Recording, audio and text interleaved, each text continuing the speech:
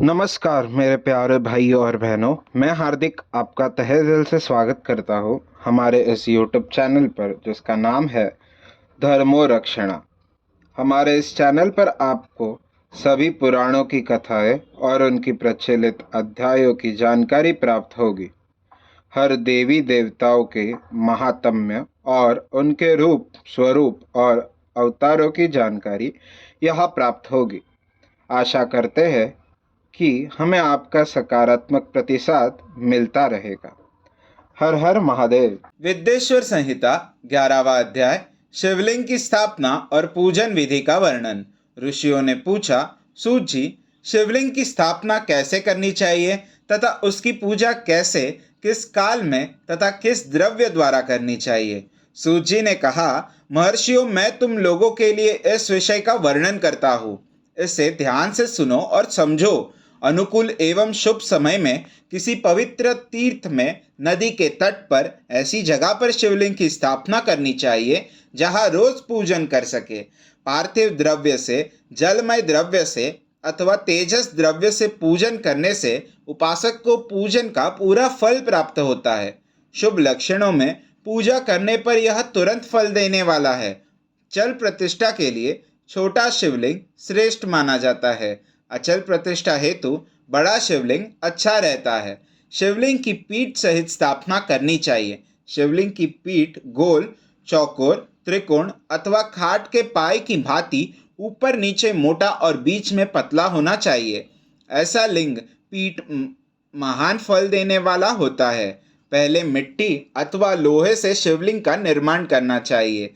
जिस द्रव्य से लिंग का निर्माण हो उसी से उसका पीठ बनाना चाहिए। यही अचल प्रतिष्ठा वाले शिवलिंग की विशेषता है।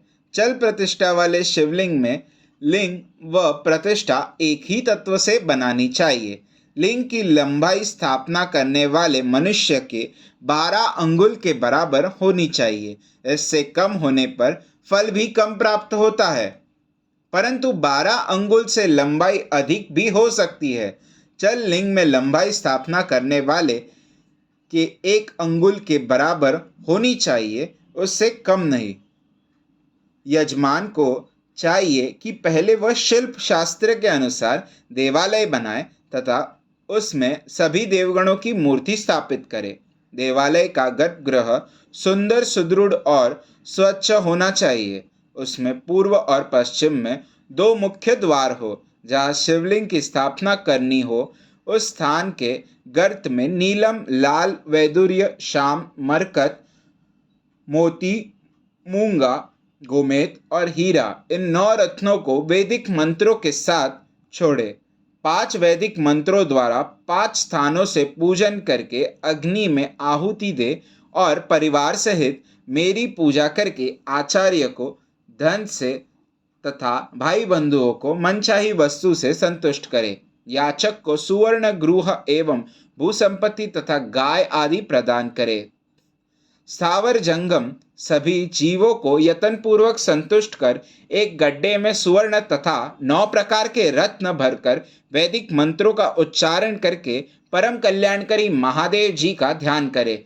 तत्पश्चात नाद घोष से युक्त महामंत्र ओंकार ओम का उच्चारण करके गड्ढे में पीठ युक्त शिवलिंग की स्थापना करे।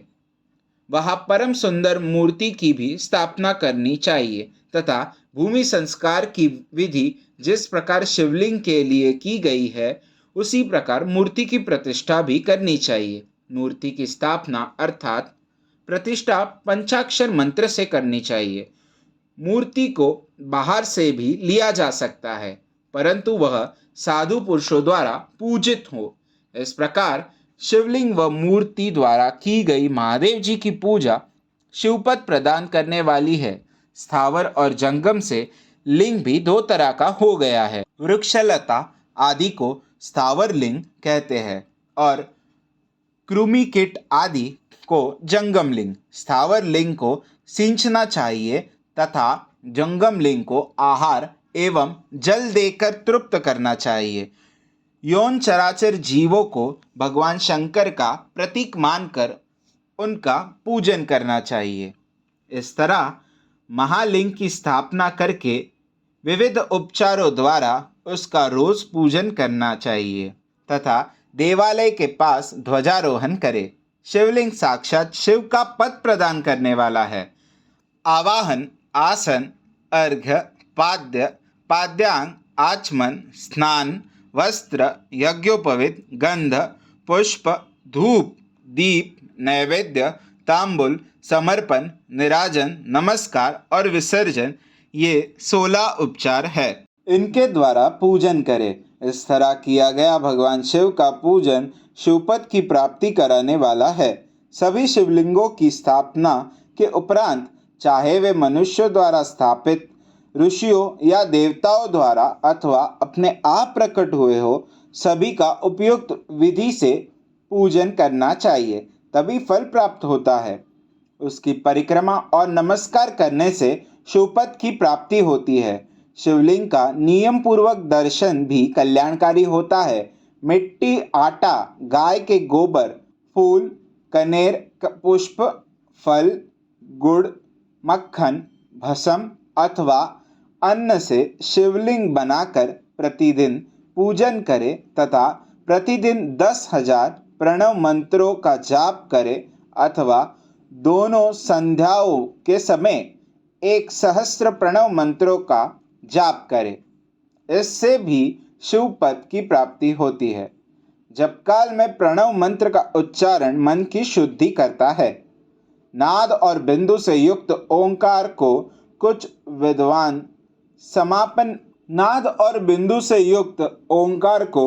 विद्वान समान प्रणव कहते हैं। प्रतिदिन 10,000 पंचाक्षर मंत्र का जाप अथवा दोनों संध्याओं को 1 सहस्त्र मंत्र का जाप शिवपद की प्राप्ति कराने वाला है। सभी ब्राह्मणों के लिए प्रणव से युक्त पंचाक्षर मंत्र अति फलदायक है। कलश से किया स्नान, मंत्र की दीक्षा, मातृकाओं का न्यास, सत्य के पवित्र अंतकरण, ब्राह्मण कथा, ज्ञानी गुरु सभी को उत्तम माना गया है।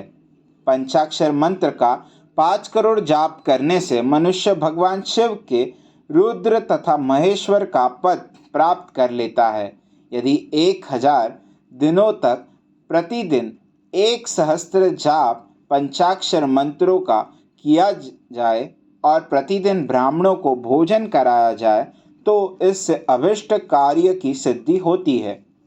ब्राह्मण को प्रतिदिन प्रातःकाल 1008 बार गायत्री मंत्र का जाप करना चाहिए, क्योंकि गायत्री मंत्र शिवपद की प्राप्ति कराता है। वेद मंत्रों और वैदिक स्तुतियों का भी नियम से जाप करें। अन्य मंत्रों में जितने अक्षर है उनके उतने लाख जाप करें। इस प्रकार यथाशक्ति जाप करने वाला मनुष्य मोक्ष प्राप्त करता है। अपनी पसंद से कोई एक मंत्र अपनाकर प्रतिदिन उसका जाप करे अथवा ओम का नित्य 1 सहस्त्र जाप करे। ऐसा करने से संपूर्ण मनोरथों की सिद्धि होती है। जो मनुष्य भगवान शिव के लिए फूलवाड़ी या बगीचे लगाता है तथा शिव मंदिर में झाड़ने बुहारने का सेवा कार्य करता है, ऐसे शिव भक्त को पुण्य कर्म की प्राप्ति होती है। अंत समय में भगवान शिव उसे मोक्ष प्रदान करते हैं।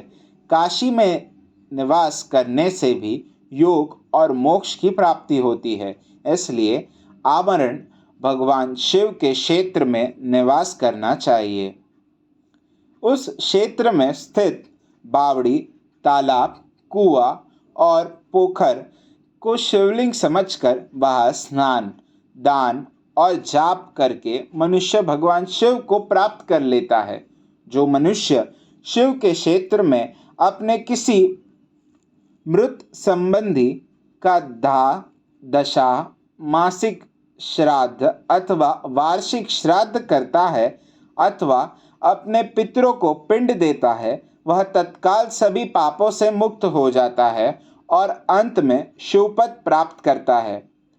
लोक में अपने वर्णन के अनुसार आचरण करने व सदाचार का पालन करने से शिवपद की प्राप्ति होती है। निष्काम भाव से किया गया कार्य अभिष्ट फल देने वाला एवं शिवपद प्रदान करने वाला होता है।